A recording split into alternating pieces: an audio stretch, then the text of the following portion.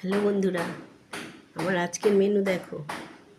আজকের মেনু একদম হাতে গরম গরম গরম ডালিয়া।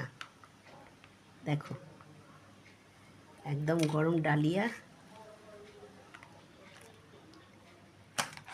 ডালিয়াতে ছোলা দেওয়া আছে, ভেজানো ছোলা, সয়াবিন, টমেটো, বরবটি এ সমস্ত দেওয়া আছে।